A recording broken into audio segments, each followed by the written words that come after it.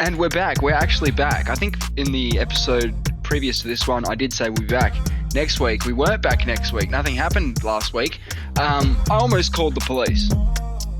Yeah, you did? About me? I thought about it. You're a pretty, let's say, reliable guy. You have a pretty decent routine. You stick to a schedule. You do the same things week in, week out. So when I don't get a text back at 4 o'clock in the afternoon, hey man, cool, all cool for tonight, nothing. 6:45, starting to get a bit nervous. Do the phone call, nothing. My next phone call is the police. I can see why you'd be worried. Yeah. You're probably one of the first people to report me missing. If something did happen to me, I'd be one of the first people. Yeah. Yeah, I suppose work. I know work's supposed to be sort of wondering where you Keeping are. tabs on you. Yeah. To some extent. I mean, I think, if you didn't hear from someone for a day or two, that's not particularly weird. But if someone doesn't rock up to an engagement. Yes, that's what we have right now, an engagement. Yes. It's an ongoing, scheduled engagement. Yeah. We're engaged. Thanks, man. Feels good. It does feel good. What did you think happened? Did you dead. Cross your mind? Yeah. Yeah, dead. Lying in a ditch somewhere. Thing. That's always the first thing. Who did it? I'm pretty pessimistic. I'm the guy that when the power turns off, he thinks World War III started. I'm the guy that when the water stopped working, that's got to be some sort of, it's happening. When the internet drops out, same thing. Yeah. Not every time. End times, beginning of the end. Yeah, well, because we've eventually, always felt like we're close to the end. We've always felt like we're right there, stroke of midnight kind of shit. Ever since, I don't know, the Cuban Missile Crisis, have we had the gun pointed to the head of the world? I don't know if we had it before then. Did we? Not really. Not really opposing nuclear powers. The means of destruction weren't really available. I always get worried when I have a problem with my internet banking. Yeah. That always freaks me out. I think this is the end. This is World War III has started. Yeah, the cyber attacks have begun. Because the next war won't be over. It won't be guns and stuff. It'll just be money and resources. It'll be just money and water. Water. Yeah, I hear they say World War III will be fought over water. I've heard that. And then is there anything behind that, or is that just, people haven't really been looking into desal very much? I think the first real desalinization plant for drinking water has just gone in. Yeah. I don't know, Brazil or operational. Something. Yeah. Sounds expensive. I don't. Yeah. Well, apparently it is electrolysis or whatever the fuck they call it. Electrolysis. That's quite expeno. And I always think, don't we need seawater? Don't we need salt water? Aren't the animals using that? Like, it's one of those classic human fixes for a problem. It's like, we're running out of drinking water. Or where can we get water? From the ocean, obviously. There's shitloads of animals in there, but they don't need all of it. I mean, there's a lot of it. Yeah, we're not converting it all, though, are we? But it's a slippery slope. I think we're right. We're worried about rising sea levels. Let's bring it down a bit through desalinization. Let's bottle that shit up and sell it. I'd buy some desal water just to check it out. Well, what do you think's going to happen? Nothing's going to happen. Just want to see what it tastes like. I think you'd get the mermaids finally coming to the surface and going, yo, this ain't your drinking water. We're not your fucking tap out here, okay? You've been dumping shit in us for years. There's a big plastic fucking coral reef somewhere just swirling around. You guys fucked it. Stop fucking this up, okay? We like the fact that you know more about space than our backyard. We like it that way. I've been thinking more about UFOs in the ocean, actually. I know this is something close to your heart. USOs. Is that what they call them? Mm-hmm. I hear they changed the name for UAPs, so A doesn't stand for aerial anymore. UAPs is unidentified, anomalous. And that was intended to cover things in the sky and things in the ocean. Well, then you're covering both bases, aren't you? Yeah. Because I remember you were the first one that was talking to me about this. I don't know. I haven't seen anything compelling about UFOs in the ocean, apart from or Fravor. UAPs. Yeah, well, I haven't seen that. I've seen the other. I've seen the other side. I heard him talk about it. Sure. There was a guy on Joe Rogan recently. Have you seen the one, Luis Elizondo? I think it's his name. Well, he was the guy that, if a bit of background, he was the one heading up some CIA program into UFOs, being, back in the early part of the UFO phenomenon, there were these guys who literally their job was to go out, assess stories and discredit or write them off or come up with something. You know what I mean? There was a concerted effort to not hide the truth, but I don't know. I can't remember what his actual job description was, but you're right. He was right up. I don't know if it was the Pentagon or some other government agency, but he worked for the government until 2019. He had a bit of a problem with the lack of reporting or something like that, and he sort of like quit out of protest or something. But it doesn't sound like a job. It doesn't sound like a job you can quit out of protest and then just go spill everything. That doesn't sound like that kind of gig, does it? No, it doesn't. And when you look at him, and I'm not being mean or anything, but he looks like a bit of a whack job. Judge him by his colour. Well, no, what I'm saying is that if I was heading up a CIA program about UFOs, I'd put a guy in that looks like a UFO nut, so that if he ever breaks ranks and comes out and starts talking shit, you go, well, get a look at him. He's a clear nutbag. I mean, I'm not making a judgment call on the way he looks. I'm just saying if I was going to pick someone. Anyone could look like a UFO nutbag. I mean, I look like a UFO nutbag. So I just want to know what his actual title was, because it was pretty interesting. It was a pretty interesting chat with him. What do you think he knows? Well, he said that most people know those 3 main UFO videos that have been released by the Pentagon in 2017. They were big news when it happened. Huge news. It's the first real government acknowledgement that we don't know what XYZ is, and this is X, Y, and Z. It's the first time they've ever done that. I have no idea what the strat is. If the overall strat is still let's keep people away from this shit, let's make sure that people don't give this much cred, then I don't get it. Because I don't get it. Maybe they actually want to know what these things are. Apparently, with one of the videos at least, and I think this was the Fravor one, is they were actually forced to come out and acknowledge that one for various reasons. It was sort of leaked, and they had no other option. And so, well, that guy famously, someone was on a forum and sent it to Fravor and said, "Yo, isn't this you? Isn't this your report or your thing?" Yeah. And he's like, "Yeah, that's my thing." So he didn't expect it to ever come to light. He thought it was just shoved in a desk and see you later. Yeah, and that happened, I think it was 2004, I think was actually when the Fravor incident happened. Is that right? It was a long time ago. I think it was. I'm not sure about that. Okay. Yeah. So Lewis was former U.S. Army counterintelligence special agent and former employee of the Office of the Undersecretary of Defense for Intelligence.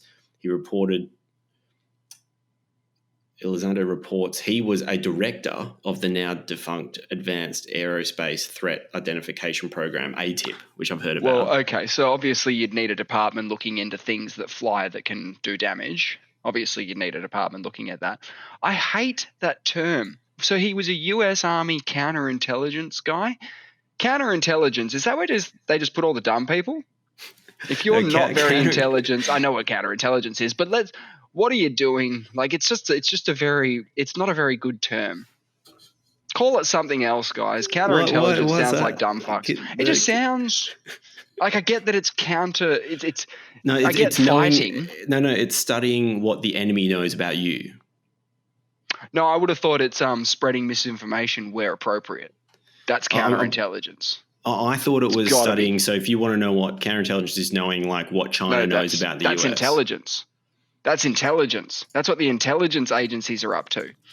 Counter-intel are the guys dropping the postage stamps of Hitler as a skull in Nazi Germany, like to try and belittle and take down his empire at the societal level.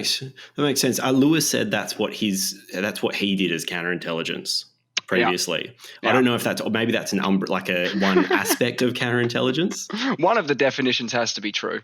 Yeah. All right. Great.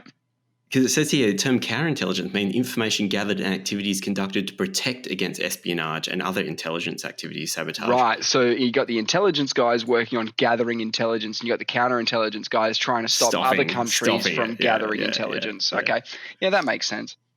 Well, what I found interesting is he said that, there's these 3 official videos that the Pentagon released that everyone knows. But Not he everyone, says, but yeah. A lot of people know. Yes. At least it's in the public It went in discourse. mainstream. Yeah, sure. Yeah.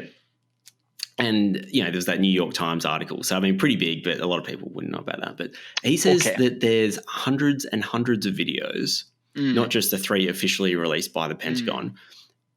And he says that they're way better. There's ones that are more compelling than the ones that they released. But when someone just says that, I'm like, it doesn't mean much, does it? I don't know. Like, what you think it's more compelling? Like, how compelling? Well, unless it's like Richard Nixon shaking hands with an alien and signing an accord and it's not AI generated, because now we can't even trust that shit anymore. AI is really fucking things up here. It's really going to ruin the big reveals of history because people are going to question whether or not it's fake from now on. But yeah, that could be it. It could be Richard Nixon shaking hands with an alien. It could be. And he said that he's allowed to. He says that the Pentagon's authorized him to say this. It sort of feeds into what you were saying before. He goes, "Oh, the Pentagon's allowed me to say certain things up to a certain line." So he goes, "I know what I can talk up to, but I can't go over that." So some What's the things, line? Can't tell you.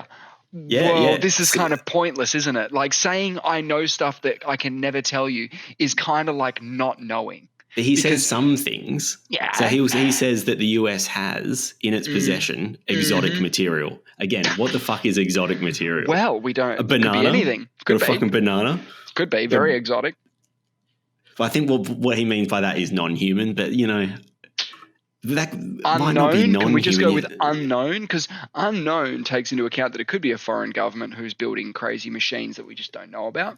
Exotic's probably a term of art in that field, though. Exotic material may actually mean non-terrestrial. Maybe. Yeah. I don't know. Anyway, I found that terminology interesting. I think is a possibility. It's a near zero, but it's still a possibility. Is how much money does a government need to have a space program? Billions. Billions of dollars. Billions and billions and billions. billions. What if there's a consortium of billionaires pooling their resources to make crazy tech that the other companies, your Lockheeds and whatnot, they're too scared to make, or they just don't think it's really possible. But you've got these dudes backed by billionaires making spaceships somewhere under the ocean. It's Dr. Evil shit. It's James Bond shit. But it's more likely than aliens. Yeah. You can he say says, that. Yeah, no, I agree. Lewis says that he's seen, because Joe asked him, what's the earliest compelling evidence you've seen? Here we go. All right, let me have a guess. Because if I guess it right, then it sort of feeds into it a bit. Yeah. Are we talking Roswell? Yeah, 1950s. Whoa! He reckons that's the earliest. And they says that again, this is what he says. Doesn't mean anything. This is what this guy says. Sure, he's just a guy, but he's not a guy like if you were walking out of the bakery and someone said, UFOs are real. It's not, we shouldn't be giving it the same level of credit as this guy. But he could still be lying. He had a job. Yeah. He's got Pentagon approval to say certain things. So who the fuck really knows what's real when someone like that says, oh, here's what I can tell you, here's what I can't tell you. I don't know what to do with that. It's so weird. I don't know what to do with it either. But yeah, he was saying that they were doing multiples of Mach, which they weren't even able to do back then. So we're talking, and no other country was able to do back then. So it's a leap in technology that's so great that it would preclude anyone with lots of money back then. Like now, billionaires could be pulling money into secret programs and doing things. Yes. We got hypersonic things now. Back when we're talking 1950s, we're going ifs as well. We're going 1950s and ifs. Yeah. If there was an alien spaceship crash in Roswell, and you're in the post World War II era, everyone's still pretty shaken up and don't really want another global conflict. Are you the kind of person who would lead a government who would be like, we need to keep this shit secret, and try to backwards engineer this shit. And if anyone else spots one of these fucking things, tell them they're a fucking idiot, and we'll try and get them out of here. We want them out of here. We don't want them talking shit. And if they are talking shit, we want to commit them to hospital. We want to get them sectioned, peep show style. Section them, yeah. Is that more likely than the public finding out? 100%. You know what I mean? The cover-up makes more sense than a non-cover-up. Like if they just went, an alien crashed into the backyard. Hey, everybody, we got aliens now. Woo! Yeah, what the hell? You're right. If there was, if there was an alien craft, or let's say an exotic material craft, yeah, totally, you would cover it up for sure. You have to for national security reasons. And national security is a beautiful umbrella that you can pretty much put anything under, and it alleviates you of any moral or any consequences. You just say national security. Apparently that's just a one-stop shop. Yeah, there's no public interest override, is there? When you say national security, I would say yes. Yeah, but I would say yes. But you can't even have the argument because you go national security, it gets buried. All right. So let's say they go, Roswell happened and that was all legit and we were backwards engineering stuff. We can't show you the backwards engineering stuff that we're working on because we're still conscious that other countries may try to get a hold of this tech and use it for nefarious purposes against our national security. So we've got it, we're working on it, but we can't show you or that any changes of the everything. That changes everything. If you we've got it, that changes everything. Because now we know we've got it. If you don't say we've got it, well, I mean, I suppose this guy says that the Pentagon authorized him to say they've got it. So maybe you should have a discussion. I know less now from talking about Luis Elizondo, whatever his name is. I know less now because of the way he has to talk about this. Same as the other bloke who came out and said that they've got bodies. So now we've got one credible guy saying we have exotic material. Who said we've got bodies? That was the other guy who was involved in. So in the UFO, the recent sort of UFO manga, it's been Fravor's account, Luis Elizondo, and maybe you could chuck in Bob Lazer in here as well. Yeah, throw him in. And then one other bloke who is the guy who said they had recovered bodies. I'll get his name for you because I don't want to be misrepresenting or anything like that. Were these the one the Mexican government were like disclosed the Mexican? Because that was around the same time though. It must have been. It's a pretty good discredit thing. But no, this was in US. What was his name? US recovered non-human biologics. Biologics. Fuck me, Dad. I can't read things today. Whistleblower. So his name is Ryan. Biologics David is a fucking Grusch. weird. David Grusch. Oh, retired Grusch. Air Force Marshal David Grusch said we got non-human material, like stuff, like bits.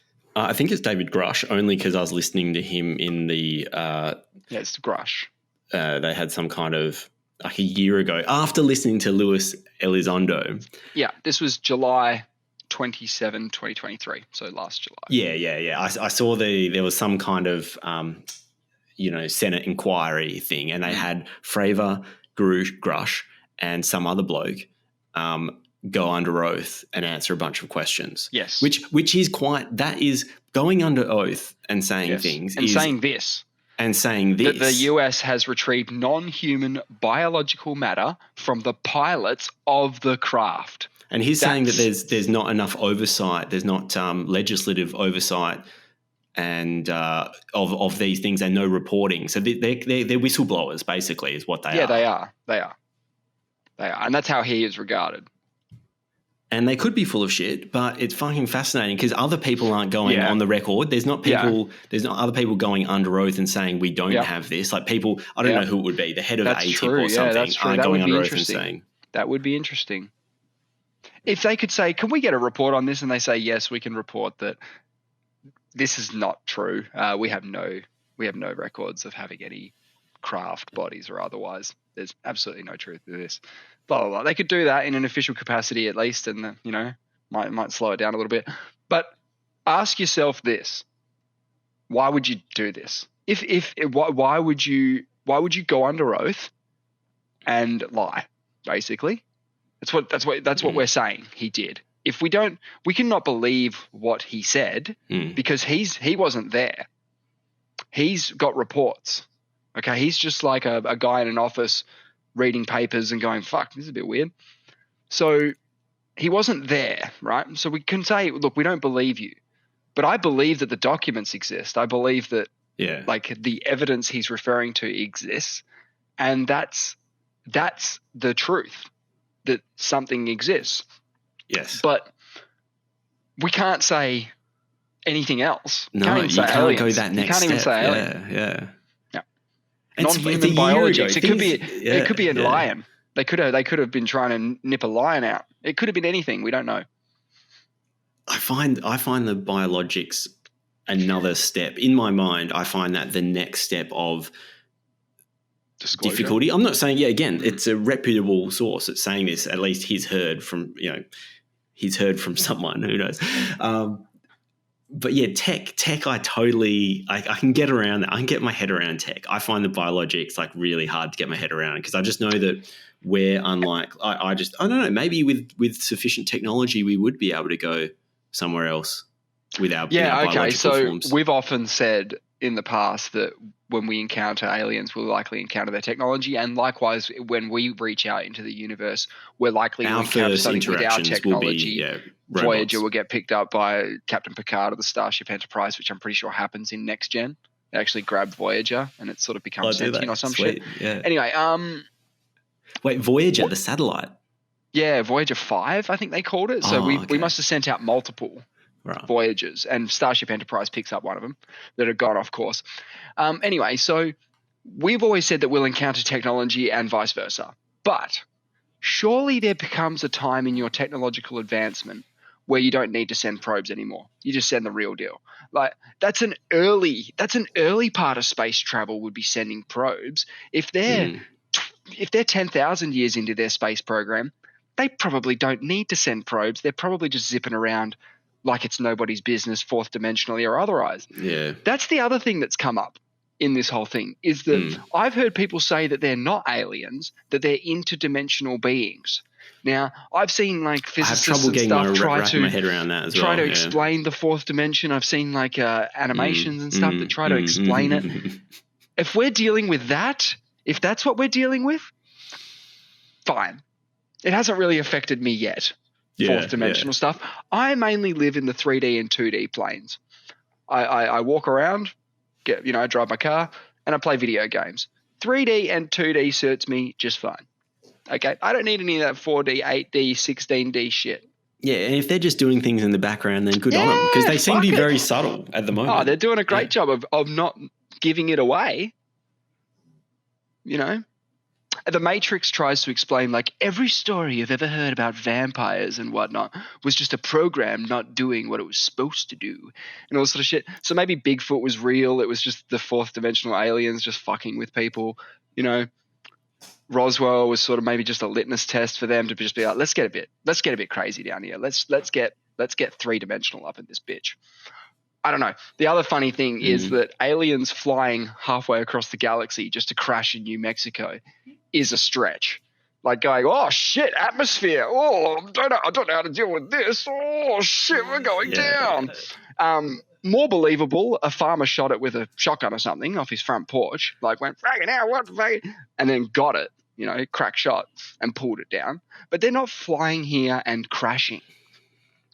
Yeah, you wouldn't think so. You wouldn't think so. If you're so advanced that you've flown all this way, it depends how many craft have visited. So say millions do, then there's a proportion of them might fail. I mean, technology fails. Wouldn't they have a crash recovery program pretty similar to the US's but way better where they would go and get their own shit out of here? The first directive of Starship, of Star Trek, and I haven't been watching Star Trek or anything, but my little brother is trying really hard to get me into it, is that you're not meant to mess with like a developing – if you don't know them and they don't know you, you're not meant to fuck with them. First directive, leave them alone. Yeah. So where's their sort of duty of care in leaving their space junk here for us to pretend we're backwards engineering for 60 years? Maybe they were gifted. Maybe the tech was gifted. Shake of the hand, here's the spacecraft. Where do you want it? Just chuck it down in New Mexico. Give it to the US. It'll be pretty lucky, right? Yeah. Maybe lots of governments have stuff. Maybe all the governments getting gifted things like weird, widgets. I would say almost 100%. If one government has them, they probably all have a little piece somewhere. Everyone's probably got a little bit. Little piece. Yes. Yeah, so Lewis said that the most compelling... He couldn't say a lot about it. Oh, I've just figured it out. He could describe it. Yeah. I've just figured it out. Yeah. Submarines. Why is this big push for submarines? Why is there this big push for old submarine tech when we're flying through the air at in supersonic speeds? Why we're in the water? Because that's where the threat is. The fucking aliens are down there. We're getting the subs down. They're super quiet. They're undetectable. The thing about the nuclear subs are, their range and their stealthiness. Well, the aliens are pretty undetectable as well. Pretty stealthy as well. Yeah. Well, if we can't find nuclear subs, we can't find aliens. That's what I'm telling you. As in, if there's things living under the water, then we're not finding them. Yep.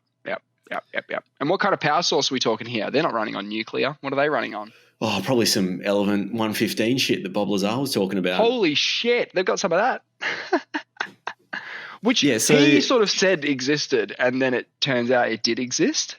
We only found that out in the last 5 years. And Joe Rogan gets really excited about it. He goes, he talked about Element 115 and it didn't exist in the 80s. Like when he first came out and said this, it was 89. Bob Lazer was talking about this in 1989. And he hasn't changed his story a bit, which is pretty awesome. And he's also never tried to profit off it, which is pretty crazy. No, it's ruined him. In a lot of ways. He doesn't like talking about it. He doesn't talk about it a great deal. Never changed his story. And some of the things he has said have been true. And he still gets raided by the FBI and stuff. Have you seen the Bob Lazer documentary? I have, yeah. Yeah, at least twice he's been raided by the FBI. And it's not just... Don't they know that makes it look kind of like he's onto something there? Well, according to the documentary, and I don't like that Jermey bloke.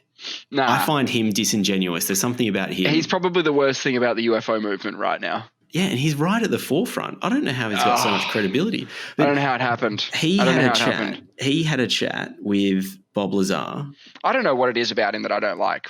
I don't know if it's just like the way he talks or the way he bigs it up, the way he fantasy. I don't know what the word is. The delivery of it, and he's not he doesn't steel man the opposing side. I think he's got to come at it with as many arguments as possible and say, hey, I think this, and the reason not to think this is these things, but when you weigh it up, you kind of attack you steel man it, then you attack the steel man. I think that's the strongest way to convince someone.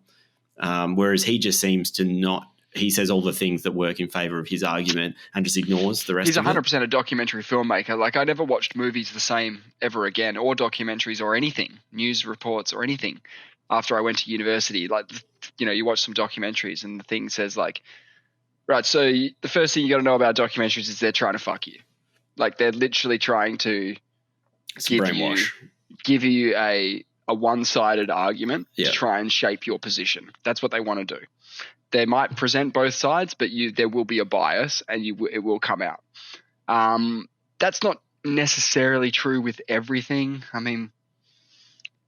But it is something that I think about whenever I watch any piece of media, anything. What is this trying to make me do? Even something like Star Wars. One reason why documentaries are so compelling as well. Because that's a reason to watch them with a different eye. They're crafted in a way that when you're being like fucked with though, like. If, for example, right, if someone says, hey, I'm going to give you a balanced sort of a balanced overview of X topic, and you know a little bit about that topic, and he says something which sort of doesn't contradict with what you believe, but doesn't mention the other side at all, and just continues to press forward, doesn't mention any of the stuff that doesn't help his argument, only mentions the stuff that does. It's very compelling. It works. But it's not genuine. Yeah. It's not a good way to do things. So, it's impossible to do, to be 100% like balanced. It's pretty much impossible to do. You have to be constantly saying something and then going, now if I hate that idea, what would I say to that? Because I need to at least tell the people that some people out there think this. I happen to not feel that way. Whatever the situation is, but you've got to at least address it. I have a big problem when I watch a documentary and they say something that is not, I can't independently verify. and I just have to but believe them. But isn't that most things in a documentary? Because but sometimes there's documentary evidence that we don't know about. Yeah, like for example, with Luis Elizondo, he was, because Joe asked him what's the earliest date that of compelling evidence. He gets up two articles released by the US government that he says anyone can pull up, and I haven't pulled them up myself, but he got Joe to read a couple bits out, and they were dated 1950, and it talks about the basically, they're declassified now, these particular documents. Yeah. And it sort of corroborated what he was saying, and I was like, "Yeah, that's awesome." Because like now I can believe more so what you're saying, because there's actually a document behind it, rather than him just going, "Oh, I saw some compelling video from 1950." So like I'm like, that could, maybe he did, maybe he didn't. Doesn't mean much. When he actually had these hard documents that align with what he's saying, I'm like, that's pretty strong. That's pretty. I'm not saying it's fact. It's when but they it's can strong. line it all up. They go, "All right, so I've seen a video. Experts have tested the video. They've looked at it. They've looked at it over 1 billion times. They're 100% sure this is legit. Here's the video. I'm going to show you it. Bang, there's the video. I spoke to the guy that shot the video. His name is this. He's right here. Bring him in. Here he is. Tell him." And unless they can do all that, like get it all there, so that anyone who is skeptical can have all of their sort of their problems alleviated by eyewitness accounts or otherwise. Doesn't mean it's not true. Like, it could just be lying. But it just strengthens the arguments. Yeah. It just gives them more weight. I think everything's a good argument. Like, as in anything it's all probability, whether it's right or wrong. And but there's a difference between doing all that evidence work and just saying, "Oh, Roswell happened." Roswell happened is a shit statement. And that's why there's no information in there. There's no information. And that's why when you mentioned the biologics, maybe there is, maybe there isn't, but I haven't come across anything personally that gives me anything that I can really like stand behind and be like, "Oh, they might have it." It's fascinating that Grusch guy said that the US government has something. Well, he's the most credible, high-ranking person who's ever said that, but I think that I'm aware of. What I don't like about the biologics is it is adding something into the mix that will push people away. People will listen to it and go, "Oh, this is bullshit. I don't want to hear about it." We actually have craft that the US military is tracking, and they can't figure out what the fuck. We don't need to go to biologics right now. Unless you've got good evidence about biologics, then come at me. But right now, let's just talk about these things that are maneuvering in ways that are impossible without technology. I think that there are a lot of reasons to think that whatever the fuck is going on with those fast-moving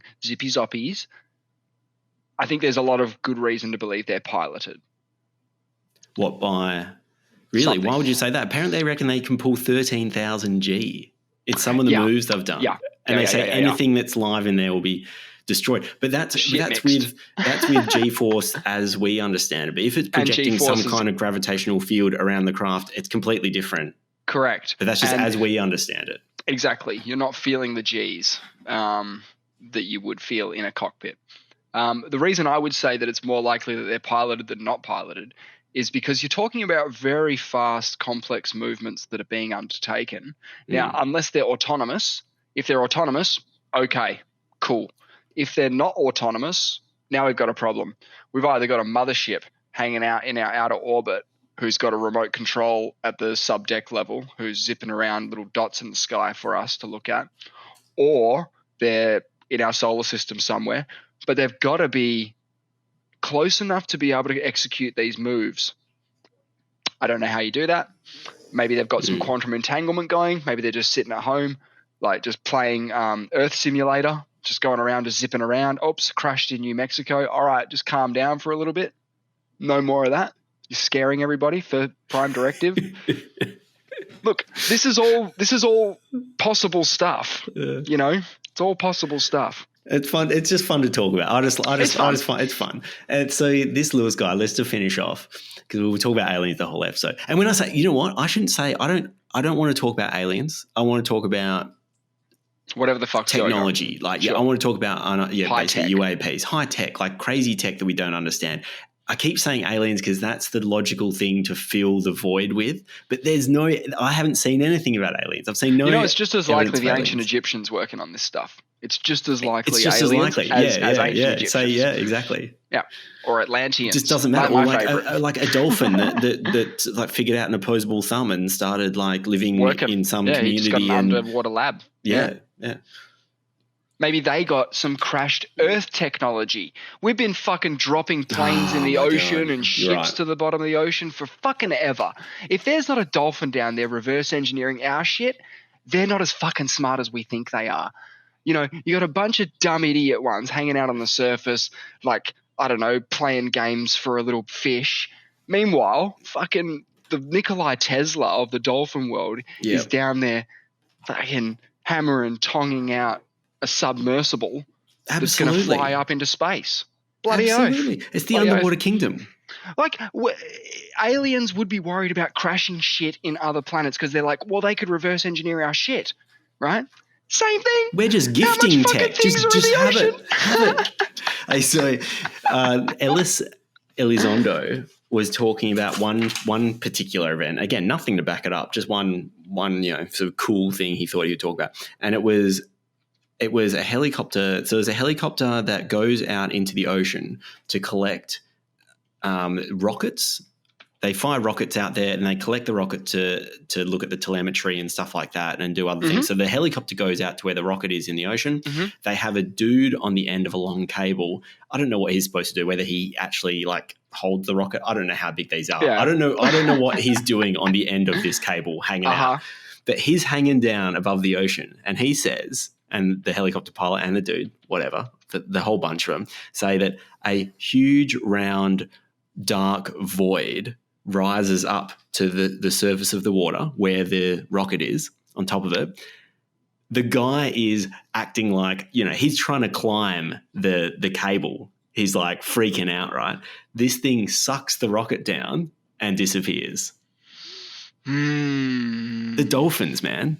It's the dolphins are at it again. But why would the dolphins need a craft? Because they could just swim really good. Maybe they don't want to. They don't want to master their own environment. They want to master ours. They want land and air. Yeah, they want air capabilities. Now, I just had a look. Do they have a nuclear program? Do they have a nuclear program? They'd have to. Yeah. Have we sunk any nuclear subs? No, we've never sunk a nuclear sub. Haven't we? I don't think so. I don't think they've ever been engaged in an actual. Well, we have irradiated ships in nuclear tests and then sunk them because they were unsafe after. So we've done that. Now, there's 3 million shipwrecks in the world. Jesus. And there's, at a very low end of the spectrum, 17,500 planes at the bottom of the ocean. Now, the planes at the bottom of the ocean are a problem because that'll allow them to master the air where we live. Yeah. Now, the boats, the 3 million shipwrecks, that sounds like a big number, doesn't it? It's a huge number. Yeah, but there's probably a shit ton of old boats. Noah's Ark, when we're figuring the ones out. with the sails, little dinghies. They can have them. Rafts. Have them. Yeah. Have all of them. But if we start sinking nuclear subs in the bottom of the ocean, then we got a problem. There'd be only 20 years, 30 years away from actually figuring some shit out down there. The first underwater power plant won't be built by humans. It'll be built by dolphins. We know this. This is obvious. Yeah. And you know what they'll start doing is they'll start salinating our fresh water to make more salt water. They'll start saying we've only got, a gajillion, million, billion liters of salt water right now. We want that, that 1% of fresh water that exists on Earth. That's how we got onto this. Yeah. We want to salinate that bad boy. So they'll start stripping it all out. Oh, yeah. More territory for them. They'll start occupying all the freshwater lakes and rivers. Yeah, they already started. You see them in the Swan every now and then. Bloody scumbags. Get out. Yeah, I'm worried about it. Now, I got to say, the reverse engineering of, I'm going to say the word again, non-human tech is a bad idea for multiple reasons. But the number one reason has to be if we start building that shit, and they go, holy fucking shit, those apes figured it out. Yeah. We need to eradicate them immediately. like now, because we didn't expect them to figure it out. It'd be the same as if a dolphin rocked up on the shore in a boat. We'd go, holy shit, we might actually have to look at the dolphins a bit more seriously now. We would have to have a serious conversation. How many dolphins are there out there? Yeah. Do we have to just cull them a little bit? Do we just make fishing for dolphins legal? What are we doing about these things? They're becoming quite threatening. Well, firstly, you can't fish for it. Like, you can't really fish for dolphins. I mean, they never get caught in nets or anything, do they? That's how smart they are. That's true. Like, you've never caught no one's caught a dolphin on the Joe end of their Rogan line. tells that joke on Triggered. He says that no one's ever caught a dolphin, ever. He's like, ever. You think so how would we even cull them? Befriend them, gain their trust, get them to reveal their secrets about the shipping program. I swam with a bunch of dolphins off Africa somewhere. Yeah, imposters. They drop you dolphins. It's actually pretty terrifying because I thought it might just be a couple. A couple. There was probably 100, and they swim at you like a wall. Wow. And as they're swimming at you, you think, are they, because you're on the surface, of course, I'm a human, right? Yeah. You're thinking, are they going to get out of the way or what's going to happen? They only drop. They just glide past. They're like almost just out of arm's reach. They're not worried about you. It's just at the last minute they just go, whoop. Amazing. And that was the chance. If there's 100 of them. Yeah, exactly. That's what I was just about to say. They're pretty smart. They've obviously had a chat and been like, we've done the maths. We could definitely kill these guys if we wanted to. We could. Maybe they're behind the World Trade Center terror attack. What, the dolphins? Have we thought enough about the dolphins and their motives? I think we'd know a lot more. I mean, we would have found their passports or something. Well, we did find the terrorist passports. We didn't find the black boxes. Yeah, that was the joke. Yeah, that was the gag. Oh, they did find the dolphins. The government would have released the dolphins part, but maybe they're in cahoots with the dolphins. Yeah, no, I'm up for this dolphin cull. I'm totally down for it. Or we need to start just dumbing them down a bit. We've been giving them cool jobs for ages. Like they were delivering detonating payloads to, battleships in one of the wars because they figured out they could just strap bombs to them, I think, and then just send them in and they just knew where to go. Yeah, suicide dolphins. That's pretty once the dolphins who are working on the underwater labs figure out that that's what we've been doing and plus killing all the whales and whatever else, they're not happy. They're not going to be very happy. Dolphins look happy. I guarantee you they're hungry and angry. Okay? All the time. And we don't know what they're saying either. They're communicating in this really fancy way, but we don't know what they're saying. Well, for now, but we'll figure that out. AI is going to solve all that shit. Wasn't there that scientist, that woman that would gratify the dolphins, or at least one dolphin? She was like sort of in like a relationship a little bit. Yeah. People have strange relationships, don't they? Yeah. Yeah, but same as the lady who married the train station. I think she married a train station. She married a train station? Yeah, a lady from the United Kingdom married a train station. That's very phallic, like the train station. Maybe a tunnel. I was thinking a tunnel. No, she just kind of walks around it and touches all the handrails and stuff and gets pretty excited about it. It's pretty fucking weird. How did they allow that marriage to go through? That can't be official. I don't know if it's a marriage or whether or not it's just a love or a relationship. Like she's in a position where she thinks that she's in a relationship with the train station. Yeah, okay. Good on her. Each to their own. I got no problem with love. Like you can love a train station. You certainly can. Yeah, you can certainly. Yeah, you definitely can. Yeah. It's how you feel, isn't it? Love's in the eye of the beholder. I don't know if that's true. Subjective. No, that's beauty. Oh, it is beauty.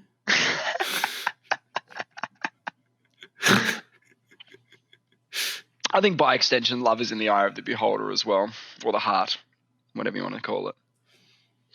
Hey, I had a thought today. I was watching a documentary about the Sphinx. Okay, and, they were talking about the solar boats that they pulled out of the southern side of Khufu's pyramid. Yeah. The solar what was boats. The documentary called? Egypt uncovered something about the Sphinx. Yeah, okay. And that Egyptologist that I really hate was sort of pretty prevalent in it.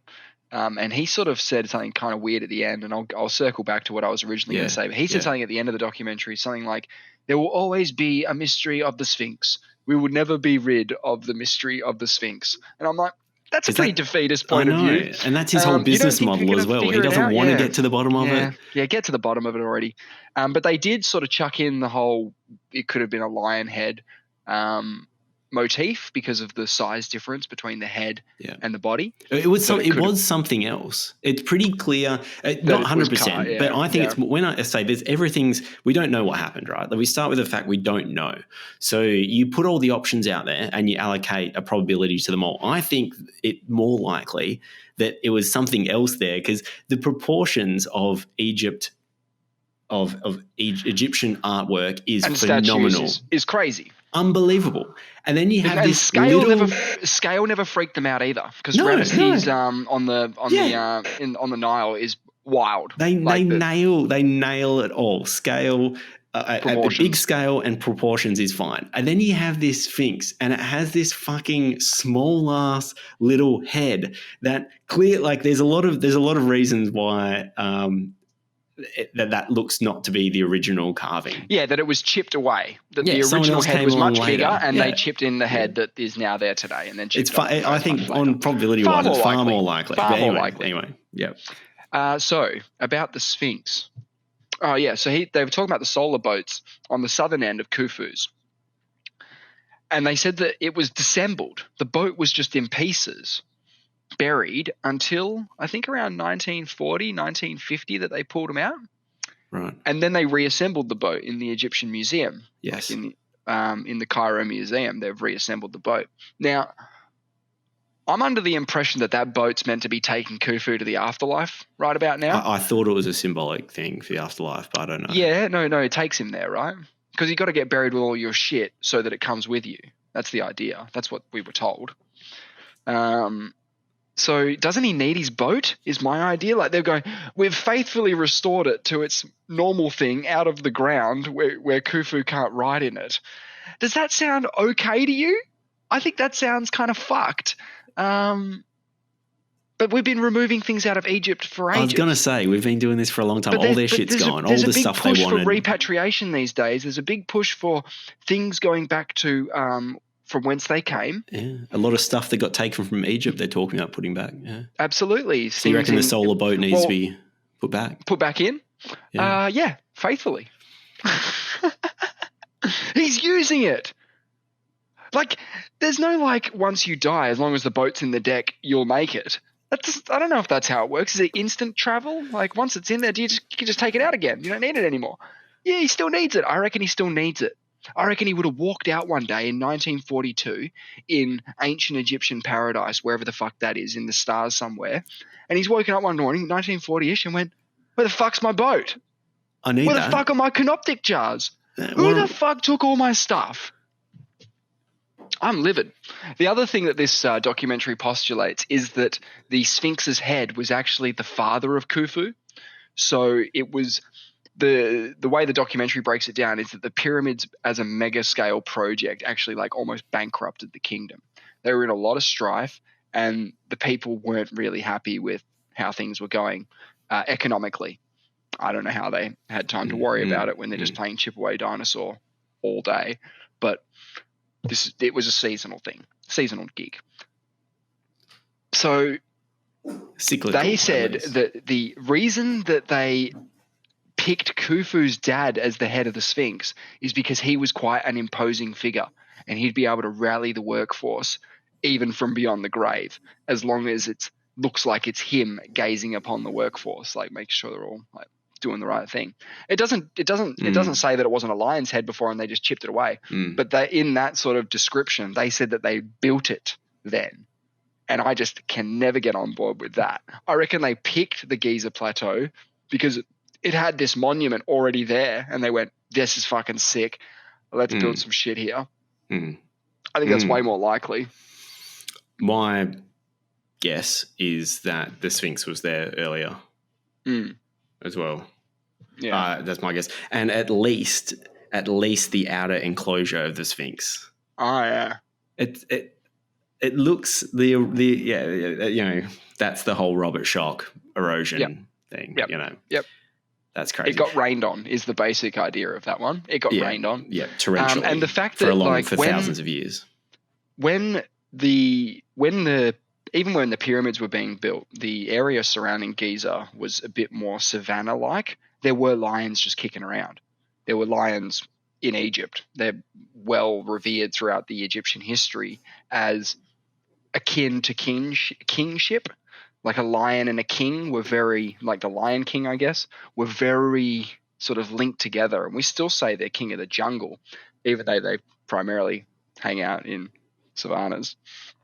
Well, you have heard Graham Hancock's theory about the Sphinx was originally a lion that was looking at the constellation Leo at X period. It takes it back to a certain period of time. I think it works out to be about 12,500 years ago instead of 4 or 6 or whatever it is, which was at one point in time was a really, really silly thing to say because we had no evidence of people building anything big prior to basically them.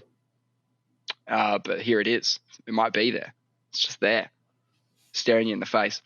And the fact that it was buried under sand for so long and that protected it is probably one of the only reasons we can actually do any of this sort of that sort of research today. Had a question for you if you're finished on Egypt. I think I am. The one thing I was going to say, sorry, my computer's doing something weird, is the idea of astrological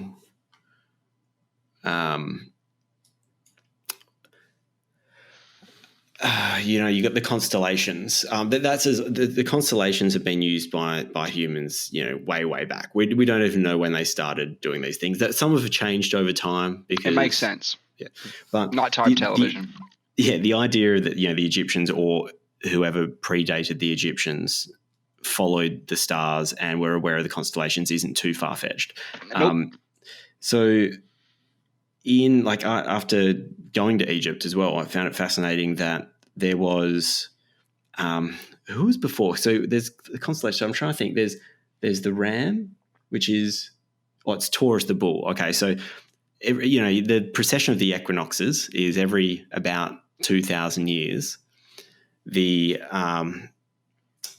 sun rises in a different constellation, like over very, very gradually, where the constellation that is in the backdrop behind where the sun rises, very, very slowly, it moves about 1 degree per 72 like age years. Of Leo, and then you're in an age of Aquarius. And you would have heard age of we're in the age of Pisces at the moment, which is the Jesus age, Jesus fish and all that stuff. A lot of people say that. So that started 0 AD. That's why we still are these sort of we're like in a way these we're sort of venerating these solar motifs still. And so the Egyptians did this. So we're in Pisces right now. Age of Aquarius starts I think 2150, and so presumably we'll have some other meme or leader that comes along that somehow embodies Aquarius. Pisces. And actually, Pisces, where he got Pisces. Aquarius, is like a water bearer. This is actually fascinating. I need to find this for you. We need the water. We need the water, but I actually have something really good for you. I'll find it I wish I'd tabbed it up. It's in the Bible actually, but I will find it. But anyway, but the Egyptians, right, they used to worship the bull back before 2200 BC, they worship the bull, and you find all these fucking bulls. They worship bulls like you wouldn't believe. Yeah, but worshipping of bulls didn't die. It stuck around. But then in various cultures, yes, it did. There's also in Greek culture and stuff. You have a lot of the mythical figures slay the bull, and that is at the end of the era of the bull. There's a new one. It's the ram, whatever the fucking ram constellation is, whatever that means. And then you find in Egyptian culture, all the roads are like in Luxor and stuff. They're all lined by rams. So they started worshipping the ram. So because they're in a new age. They're just star cults. Yeah, as far back as you want to go. So you got the lion, you got the bulls. Yep, lion. and then the rams, and now we're in, and everyone thinks we don't do it anymore. But Jesus is like, there's all these biblical stories about him feeding lots of people with the fish. There's all these like fish thingies, and then you have the Jesus fish. The Jesus fish. That's the classic. That's the classic motif that people are more familiar with. But what I'm trying to find is it's in Luke. He actually says it's in. I think it's Luke 22.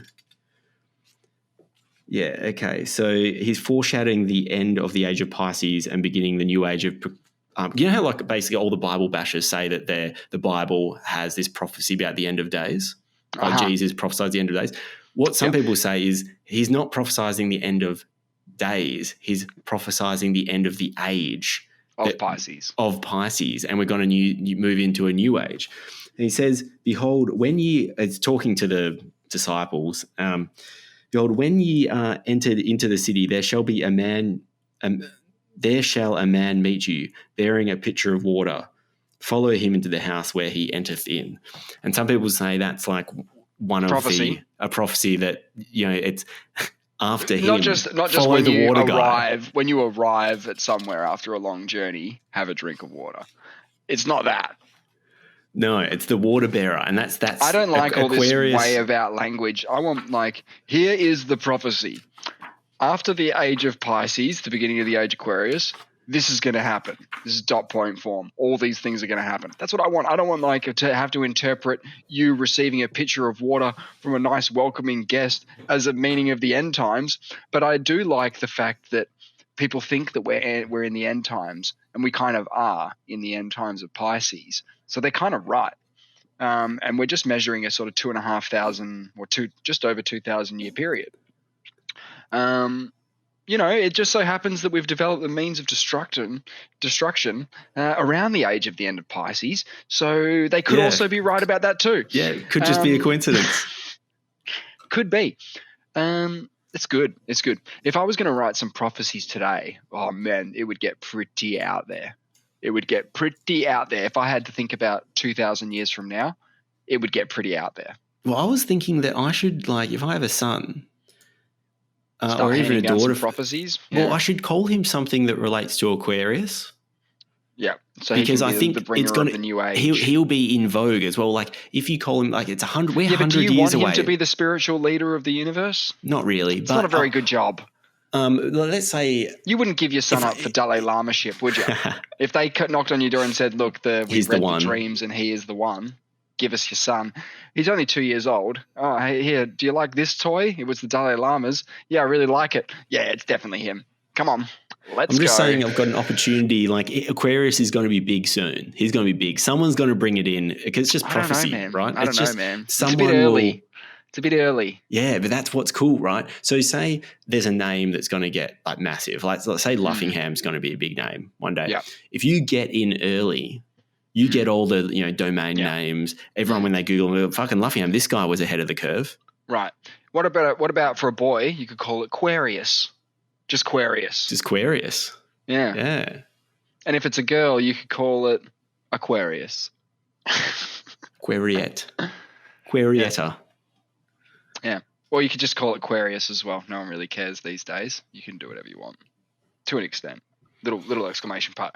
I wanted to ask you something. Yeah. We live in Australia. Yes. The correct. deadliest country on earth. Apparently. Well known for our deadly animals that are out to kill you all the time. Now. That's what I keep getting told. Yeah. Now. How many times have you died? Never. Yeah. Never. This is what I want to ask every Australian. What's the deadliest animal you've ever encountered in Australia? Go. In Australia, okay. See, that my point was I hadn't even encountered it in Australia. Probably a redback spider is probably the. There you go, redback spider. That's it. I mean, and that's only going to kill you if you're old and you're sick at the same time. Pretty much. Is that it? I've seen a snake that I wouldn't want to be bitten by, but I don't know if it was poisonous or not. Yep, that's my experience as well. I nearly stepped on a snake once, and I've always said that it was a dugite, but I don't even know. And a dugite will kill you, right? A dugite will kill you. Yeah. But I've seen sharks, but I've been in a boat, so I've never been in the water. And it probably wasn't a great white either. Probably wasn't a great white. Yeah, almost certainly wasn't a great white. How many great white sharks are there? Like, this is what I mean. Millions. The point there is that we get this rap for having a very deadly sort of environment that we live in, miracles that we grow up at all, and yet no one I know, like, all right, pretend you're an American. Are you pretending? So, yeah, I am. I've got something. Yeah, I'm pretend pretending. You're an American. Yes. What's the deadliest animal you could come across in America? Do they have like jaguars or something, or a cougar? Don't they have a cougar? What about a bear? Cougar? Oh, brown bear. Let's have a bear. Or just another bear, a dangerous bear of some kind. If I saw a bear outside going through my bins, I'd never go outside again. Yeah. Ever. Ever. And they're like, man, Australia's pretty deadly. You got bears. You got fucking bears and wolves and shit. And they seem more real. Every American you talk to that doesn't live in the city says they have some story about seeing a bear. Yeah, nah, I vote Australia. We got kangaroos, emus. They grew up on their own island. They pretty much don't even do anything. Like, when we grow up, when Australians are growing up, we get told about a few dangers. Number 1, redback spider, dead. They'll kill you. Number 2, dugites and stuff, snakes, kill you, definitely. But the most dangerous animal is a kangaroo jumping through your windscreen. How many times have you heard this story? Yeah. How many times have you heard this story? Yeah. There's millions and millions and millions of kangaroos. And billions. There's millions of them in the middle of Australia. They are out there trying to jack cars up left, right, and center. They are our deadly animal. So when you say, what's the deadliest animal you've ever come across? It's a fucking kangaroo, right? It's got to be. It's got to be. Going through your Commodore. That's what windshield. They say. They say that they jump up, go through your windshield and sort of like impale you with their sharp, and probably die in the process. I mean, we're making it seem like the kangaroos are doing some damage and then just bouncing, but they're not. They're dead as well. I'm getting worried for great white sharks right now because Google reckons that all great white sharks number around 3,000 to 5,000. In the world? Yeah, We've got all of them. It's us and Brazil and Argentina that have got all of them then. Yeah, but then I read something else from CSIRO and it reports South Africa as well. The potential range between 2,900 and 12,000. But then, I asked ChatGPT just to check. And it says overall the global population might be a few thousand. The exact numbers are uncertain. Wow. Well, I mean... Yeah, but we know fuck all about the ocean. Yeah. That's the problem. Yeah. That's the problem. Again, so maybe the sharks might be in cahoots with the great whites might be in cahoots with the dolphins. You would think that they would try to get together. Yeah. You know what? They're probably the enforcers keeping us out of the ocean. Mm-hmm. The great white shark is depicted in popular culture as a ferocious man-eater, largely as a result of the novel Jaws and its subsequent film adaptation by Steven Spielberg.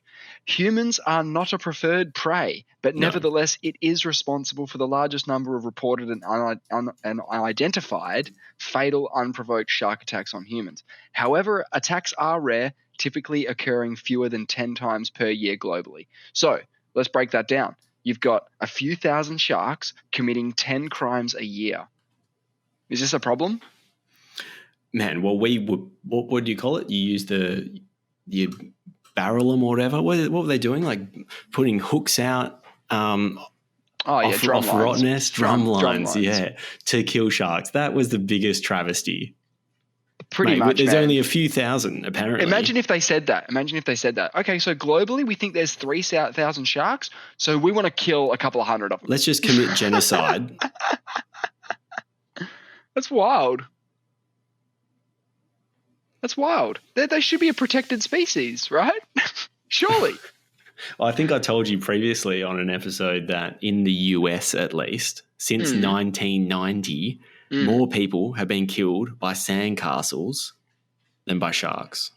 That makes sense, though. There's only a few thousand sharks out there. How many fucking sandcastles? Millions. We're not outlawing. No one's scared. You know how people ask me this all the time, like when I swim in the ocean. They come to Australia and they're like, oh, do you swim in the ocean? I'm like, yeah. And they go, are you worried about sharks? I'm like, well, not really. Like, I know what you're saying. I know what you're asking, but I'm not actually scared about it. If I told them, I know this was the US, that more people are killed by sandcastles. No one's coming over here and going, man, are you worried about the sandcastles? I'm like, no, I'm not worried about the sandcastles. Not You're at not all. worried about the sandcastles either. Yeah. Yeah. But I've never even seen a great white shark. So it's actually to be worried about it. I mean, I don't see much underwater. Haven't seen too many sharks at all. Mm-hmm.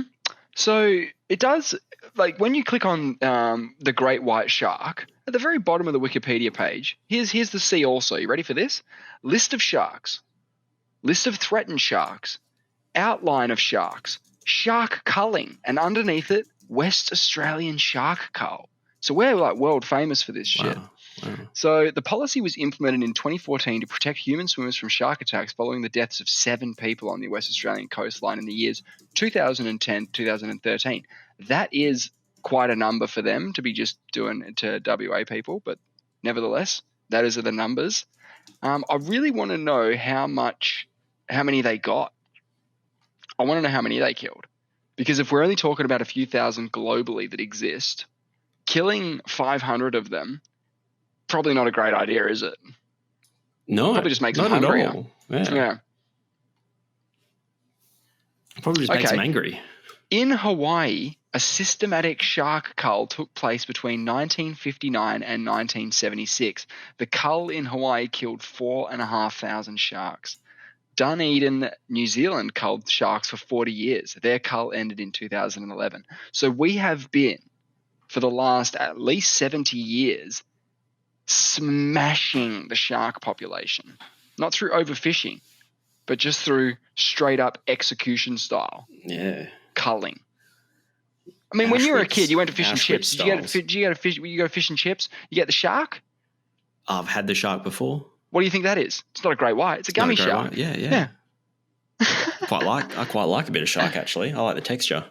I didn't mind eating sharks when I was a kid because I just thought, well, they eat me. But they don't. Not these ones. I've never eaten a great white, and a great white's never eaten me. These are the facts. Facts as you see them. How big does a great white shark get? I think they get to 7 or 8 meters. They get very large. I was just looking up megalodon stats. They are bigger. And with the only evidence that we've ever had of them meters. Is teeth. That's the only evidence we've ever found of megalodons, their teeth. And they extrapolate their size from the teeth alone because they're the only things that are left. They've been Some extinct for a long estimates time. suggest it could have reached lengths up to 25 meters, although that's more speculative. But, 15 to 18 apparently is legit. Ridiculous. And they could still be out there. We're talking about the depths of the ocean here. They are deep sea dwellers, baby. That would be cool. You know how they were trying to find MH370 in the water? Yeah. You know how they were trying to find that plane? The problem is, man, is that you've actually got 16,000 planes in the water. So even if you were on Google Maps one day and it was 5 years in the future and you're like, oh my God, I've scanned the bottom of Google Maps and I reckon I can see a plane outline. You wouldn't because it's at the bottom of the fucking ocean. But even if you did, it could be just one of any plane that ever went into the water. Yeah, maybe the scale of it. There wouldn't be too many commercial airliners. It's a bit of a Noah's Ark thing. They find one and they're like, oh, it's Noah's Ark. It's MH370. I wonder what the coolest stuff there is underwater that we haven't seen. There must be so much. What do you mean? What's cool? Either structures or life. You got those. You got those whole photoluminescent. Yeah, they say that all life is based off the sun in terms of at the bottom of the food chain something that does photosynthesis, and then animals. But they create their own sort of light for photosynthesis. They do chemosynthesis, so they somehow metabolize. With no sunlight at all. It's amazing. So they for a long time they said this is the weird thing about Mother Nature, and when you put Mother Nature in a box, she wiggles her way out, and it's the same. It's the same thing with why life is likely to exist elsewhere. Is every time you think Mother Nature can't do it, it figures it out. It's the old life finds a way. Jeff Goldblum, Jurassic Park. Yes, good stuff. Yes, good stuff. Well, life found a way in Jurassic Park because famously they only had female dinosaurs, and somehow a female mated with a female and created an offspring, and that's what kind of fucked everything up in Jurassic Park world. Really? A lesbian dinosaur? Well, the reason that they made all of the offspring out of the eggs female is so they couldn't reproduce in the wild. Right. But life found a way. Yeah. As it does. There are hermaphroditic sort of animals out there that are both sexes who sort of can, I don't know, procreate. I think snails and stuff. Yeah, I never trusted them. What animals are hermaphrodites?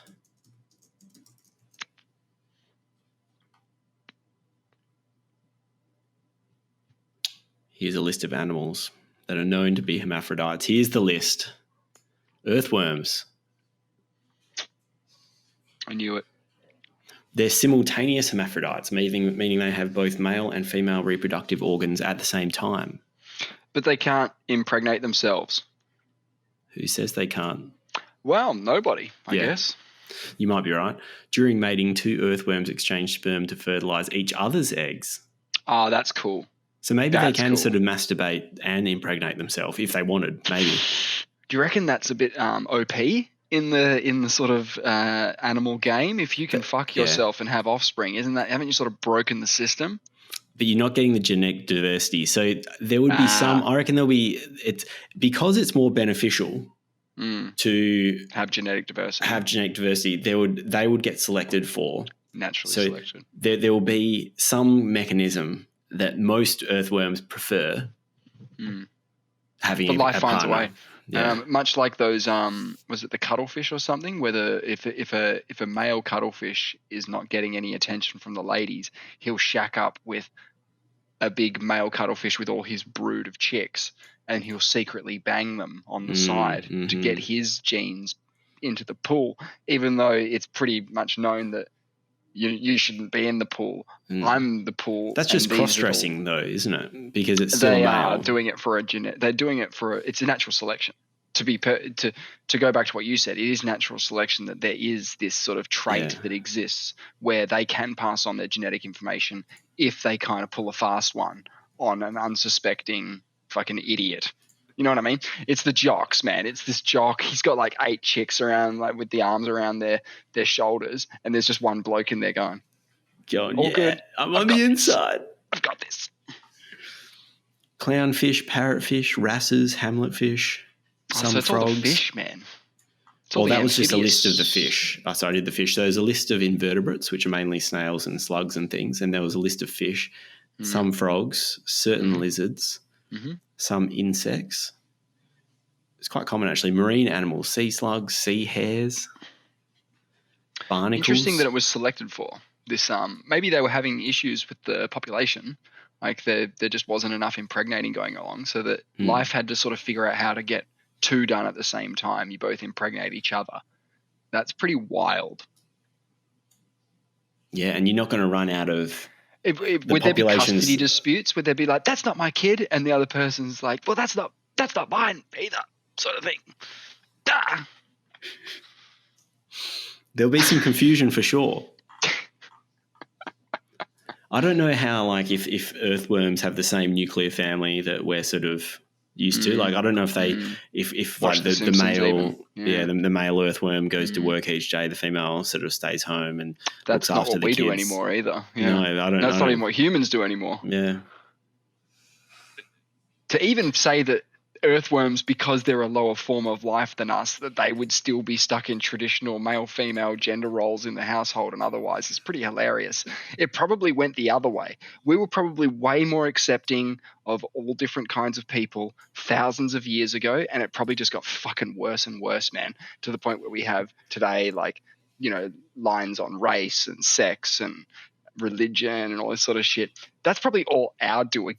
Meaning but if you go back to a like an agriculture, let's say, I know agriculture is relatively recent, but you know it's a few thousand years ago. This is civilization as we know it, right? Yeah. So you built some kind of shelter on. You got a house on some farmland, essentially. Yeah.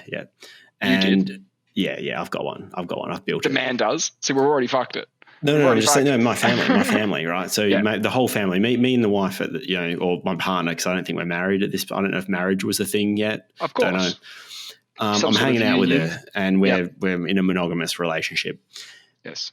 And we have some kids, and there's all this farm work to do. We have to lift. There's like 30 bales of hay to lift. Sure. We've got some kids at home that are still breastfeeding. Yeah. what's going to make more sense? Me going and I can move. Let's say I can move 5 bales an hour, and my wife can use 4. I think this whole thing is based off current gender roles identity, which is totally, we got to throw it out the window.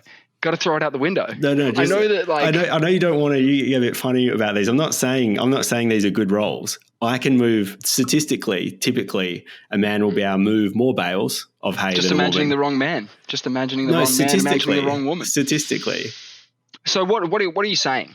If you were a man back then, I've got to make a point here. I haven't finished. If we were in those times, and I had a big burly woman who was really muscly, and she was just like the tank. She could lift 3 times more than me. Am I staying home with the kids? No, of course not. That's ridiculous. Because if it's based on strength, not gender, which is what you're saying. Yeah. Why? Yeah. So I'm staying home. Of course you are. Of course you are. Great. And statistically, that's not the case. So that's why that traditionally I would say it makes more sense. And then the second thing I was going to say is I can't breastfeed the kids. So if someone's going to stay home to do that, it just makes sense. I'm not saying it's a good thing or it's right thing or it's what we do now all the time. But these roles existed for a reason. I think I'd almost say it's like if it happened again, if we evolved from. I think it was sort of just slow servitude, to be honest, because it spawned all this sort of like women are beholden to men, all this sort of rubbish. We still have inequality. We still have gender inequality. Yeah. I think it came from a physical. 100%. I mean, for a while, what was most physical was king, because you can exert your dominance. I would say, I don't know, child labor. No, I'm talking about strength, and but I'm talking about fighting. Like enduring. Like, you got to go work in the field, but she's the one that's got to actually. Yeah, we're not winning any medals for being more woke or anything. I'm talking about just like, a man will be statistically, physically be able to do like move more bales, and they statistically can't breastfeed the kids. So you can see there'll be a natural progression towards those things. Yeah, I think it's. Yeah, no. I think it's probably just a natural progression towards servitude and domination. I don't know what exactly you mean by that. Well, I'm not saying you're wrong. I just don't know what you mean. We still have it in society today of not so much in Western cultures. People are pretty free to do what they like. But there are some cultures where, you are beholden to your husband, like literally, like to the letter of the law. You got to do whatever he says, like, which is wild. And those kind of things, it could have spawned out of this imbalance where all of a sudden the man starts coming home and bitching about his day, going, bloody hell, I had to work really hard today. But that doesn't mean one's better than the other. I'm not saying that they should be dominant at home or anything. No, I'm just saying that was a result why those roles exist, yeah. Well, it could have been a practical thing, but it became a societal norm that sort of went a bit haywire. Just pendulums swinging around. I often read about ancient cultures and how revering they are of women and stuff, and I'm a bit jealous because all that we had to deal with was like 50 years ago, literally 50 years ago. How's it hanging, toots? Bit of smack on the ass on the way through. If you don't mind, I'm never going to see you again. I don't know who you are. You're just on the train. What the fuck, man? So like, I like where we are now compared to then, but I don't like where we are now compared to 2,500 years ago. Yeah, I don't know exactly what it was like. I love the fact they had more sort of female power figures. I reckon that's awesome. I think there was a female pharaoh who ruled in her own right in Egypt, in ancient Egypt. Nefertiti. Yeah, maybe one of the Titis. She was hated. She got like scrubbed a little bit from the. Yeah, she got backlash. Yeah, I don't know why, but no, they were big, particularly really early Egyptian. Got to be pretty ballsy to like speak out against a pharaoh or past pharaoh, don't you? You got to be pretty fucking ballsy, don't you? To start scrubbing out some old pharaoh's name on a big temple. It's pretty wild shit. Yeah. You want to be sure that you have the support of the people when you do that kind of shit. Yeah, wild. No, I've heard that before about the whole the agricultural revolution sort of changed the game a little bit in that there was not really a need to gather things as much because we could do that on the land, the farm, like we could farm now. It also gave rise to like less labor orientated tasks, like people could become, it's some sort of trade, like there'll be a blacksmith or there'll be someone who sews clothes or something. It doesn't have to be just lifting hay bales and chipping away at big rocks. So when that sort of happens, then it opens you up to like multiple things, like essentially you get women back into the workforce and things like that. All of the OG calculations for like NASA's moon missions was done by that chick who has her calculations written down on pieces of paper. And the reason that it was a chick is because all the software engineers of the time were women, because they regarded it as like a low skill job, right? And do you know what happened as soon as it was high paying? No. Got rid of all the fucking women. Sounds like it. Yeah. All the men started running the tech companies and oh, no, this is like, no, this is programming shit. You wouldn't know anything about it. This is computer stuff. I know that the first computer code was written by a woman, wasn't it? Yeah, but it makes sense. And the fact that as soon as the money got involved, it was like, get out. See you later. Thanks for coming. Thanks for doing all the hard yards. We'll take it from here. It seems it's still not a very popular industry, is it? For women, the tech side of things. I don't know. Maybe. I think because it's a new industry, it's an emerging industry. It's still pretty like although they might think they're quite progressive, I don't think they are. Man, can you imagine a female Elon Musk? Yeah, I can imagine that. That'd be awesome. That'd be so good. Exist. Elon's probably the guy reverse engineering alien tech. He's got the money. He's got the resources. Yeah, if I needed someone to do it, con ploy. Yeah. If I needed someone to reverse engineer this stuff, I'd be going after him. I'd be like, mate. I mean, he acts like an alien. He is a robot. The problem is that he'd have to be involved in a pretty awesome cover-up because while he's working on backwards engineering alien tech, he's also shooting rockets into space the conventional method. He's going like, oh, no, we can't do anything crazy yet. Send up another starship. Try it again. Oh, shit. Like, it's a pretty expensive little venture. No doubt. Yeah. I mean, he's dialed in. He's got some efficiencies going with it. He's commercialized space. It was inevitable, wasn't it? It was inevitable. Someone still had to do it. Yeah. Someone had to do it. Like, reusable Did they rockets. have to do it? I don't know if it's going to be necessarily good in the long term. No, to be spacefaring. Yeah, no. To get to, yeah. I mean, you've got to get things into space. Don't you think we should be looking more in our own backyard? Maybe. Yeah. Like, couldn't he divert all that money and his future wealth to like fixing problems that he could probably fix on the ground here? I wonder if we can fix the problems. I reckon Does that mean it's not worth trying? No, it's totally worth trying. Yeah. So like when you say, oh, we'll never fix that, it's a really easy way for people to go, because we'll never fix that, I don't have to worry about it. So world hunger, too big. I almost feel like it's almost too corrupt, where you start sinking money into the programs and it'll just kind of never get to the source of the problem. I just feel like... Well, that just needs direct injection. That just needs like Elon on the ground actually delivering the money suitcases to the right people. Look, I don't think it's a good idea. I just think that whilst, like, if someone said, I'm working on this space program thing, it's going to take the majority of my wealth sunk into this thing for me to get it going, or I'm giving you guys the option, because this is like your resources that I've pillaged to make all this money. So it's up to you as well. It's up to all of us. We can go to Mars. We can get that going. Or we can actually make sure that everyone is fed and sheltered on the planet Earth. What do you guys want to do? And if we voted Mars, I'd be pissed. I'd be angry. I'd be angry if we picked that. Unless we're doing like a reality show on Mars, in which case, let's go. Can't wait for that. Yeah. Can't wait for the... Billions and billions and billions. Hey, so I'm a qualified yoga teacher. So that's where you were. We've circled all the way back. When I called last week, you weren't dead. You were away. And, just a bit of a miscomm. So how was it? It was really good. It's not rocket science. No. So No? I passed. No. You passed. I'm still pretty stressed, and I haven't actually really. You're not a teacher until you teach, right? Oh, yeah. Did you get taught that? No, but I do have some. I do have some classes that he's going to call me up for, and there's a thing called a community class where it's free for the community just to turn up, and they put their practice teachers.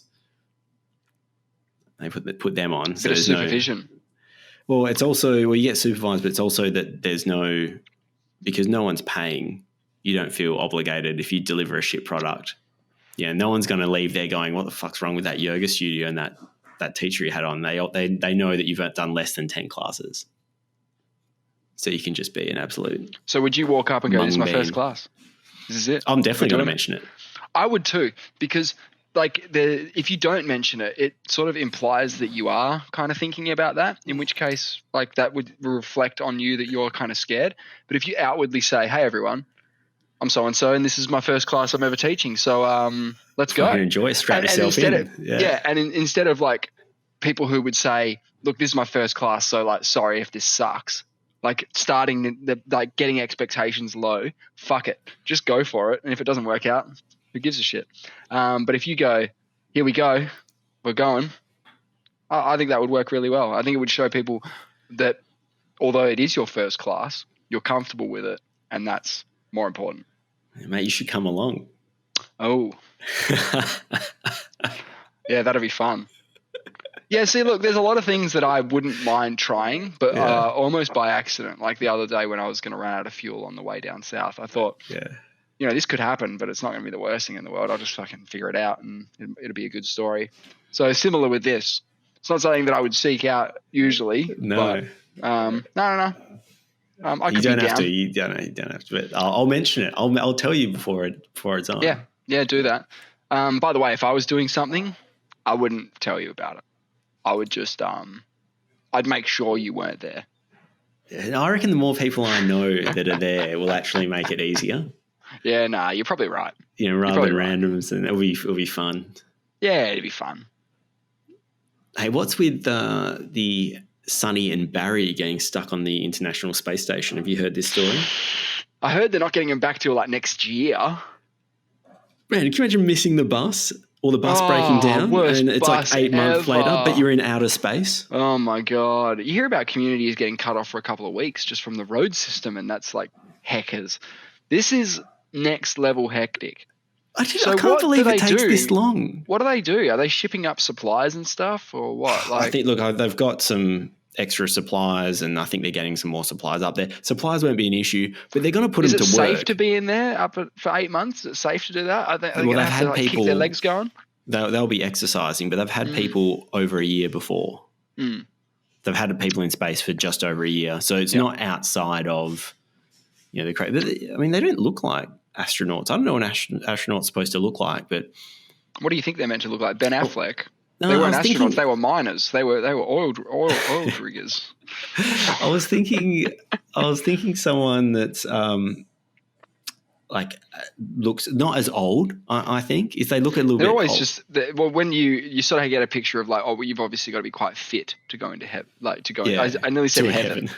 Go to heaven. You've got to be quite fit. Heaven takes. I think it's because you said old. Mm. So obviously they're quite smart. They're usually from scientific backgrounds or Air Force backgrounds or that kind of jam. They were supposed to be up there for 8 days. 8 days v 8 months. I mean, do you think if you were locked on, do you think if you'd went to the space station, you'd want to be there for 8 days or 8 months if you had to pick? It's a once in a lifetime opportunity. Managing expectations. Yeah. I would probably lean towards the 8 months. That's a long time, man. That's a long time. But do you know what you get to look at? I mean, besides a fucking metal can that you're sitting in and floating around in.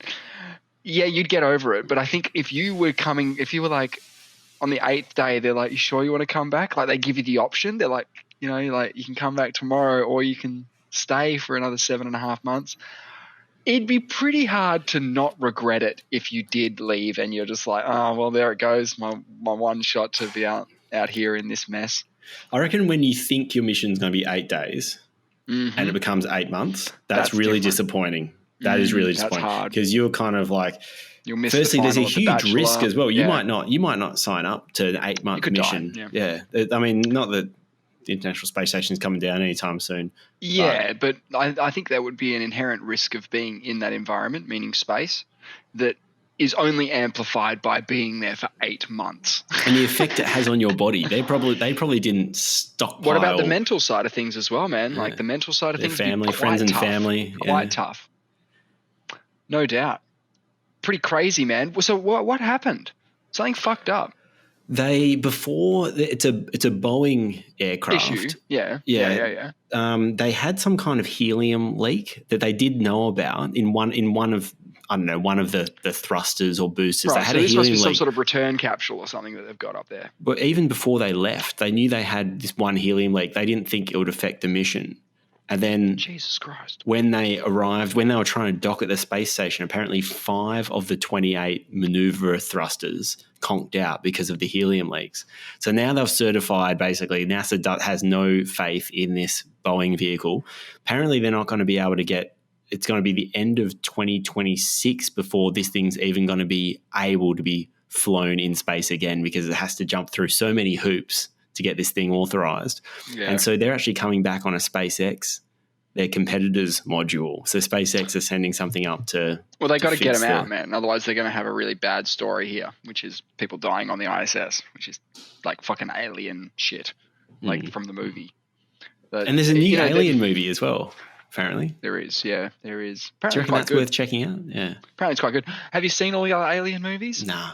So maybe. You're not really in, are you? No, I'm not. So if I was you and I wanted to get into it, I would watch Alien. I would watch Aliens. I would watch Alien 3, even though people think it's fucking shit. And then I'd watch the other ones, the ones that were recent, because there's been about 4 recent ones as well, man. So there's a lot to do. Is there a reason just to go straight to the most recent one to get the one that looks the coolest? Because sometimes I just like to see what they can do in I don't watch that many movies. I think not paying cred to the classics would be a mistake in this case. I think you'd have to at least watch 1 and 2. Okay. All right. That's maybe better. But if you said that I have to watch 8 movies to watch 1 movie, then you're just excluding me from watching the movie because I'm not going to watch 20 hours of content to watch a movie. Do you know what I mean? I would consider watching 1 and 2 because I really like the backstory. Yeah, but if someone said to me, hey, man, Bill and Ted 3's out on Stan, I can watch it tonight. Should I watch it? And I said, have you seen Bill and Ted 1 and 2? And they said no. I would recommend they do not watch that movie. I would rather them not watch that, even though it's a good movie, without watching those 2. I wouldn't be able to say, yeah, no, good idea. Yeah, don't worry about the originals. Forget it. You don't need to watch that.